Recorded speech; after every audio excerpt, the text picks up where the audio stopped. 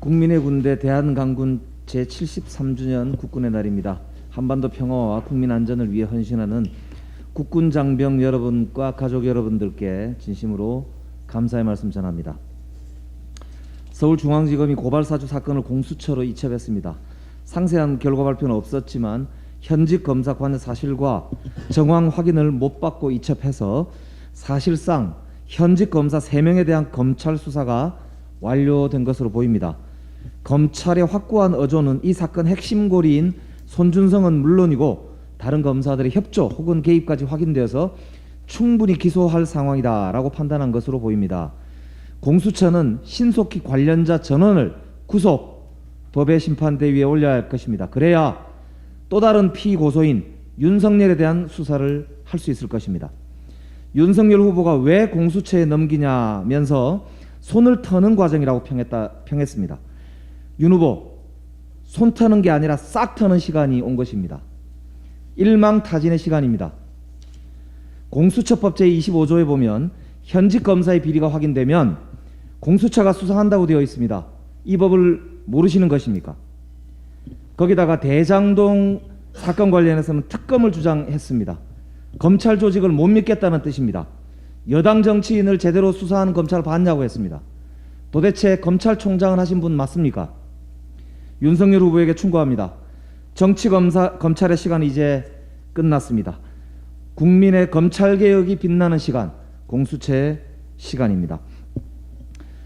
이 사건은 2020년 1월달 손준성 수사정보정책관이 임명되고 2월달에 그 손준성 수사정보정책관이 판사 사찰 문건을 작성하고 3월달에 대검이 윤석열 장모의 변호 문건을 작성하고 그리고 이어서 4월 3일과 4월 8일 손준성 보냄 기문 받음 텔레그램으로 고발장을 보낸 고발 사주 사건의 전체적인 맥락에서 이해되어야 합니다.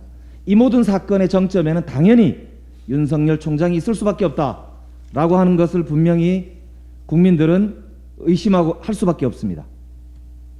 한편 고발 사주 사건의 또 다른 당사자인 국민의힘은 정당의 존재 자체를 상실했습니다.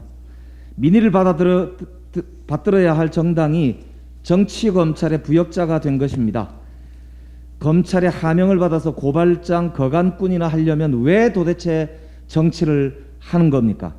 지금이라도 국민 앞에 석고대죄하고 손준성 고발장과 정정식 고발장이 복사라도 한 듯이 빼다 박은 연유를 국민 앞에 밝히시고 사과하시기 바랍니다.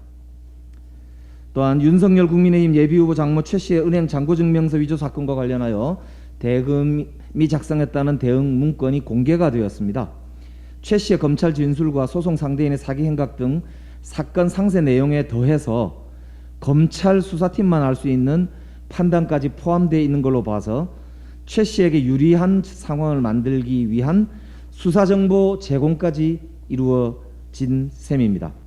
윤석열 후보와 일가의 사적인 변호사 역할을 한 것으로 보이는데 공익의 대표자로서 정의와 인권을 바로 세우고 국민을 섬기며 국가에 봉사할 것이다 라고 선서를 한 검사들이 한 일이 도대체 맞는지 국민들이 어지러워하고 있습니다.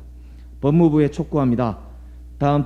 이달 5일 법무부 국정감사가 있습니다. 법무부 국정감사장에서 다 밝혀지겠지만 이 문건이 사실인지 누가 작성했는지 만약에 검찰 조직이 별도로 또 추가로 관련이 되어 있다면 그 정점에 윤석열 검찰총장이 있지 않은지 명확히 밝히시기 바랍니다.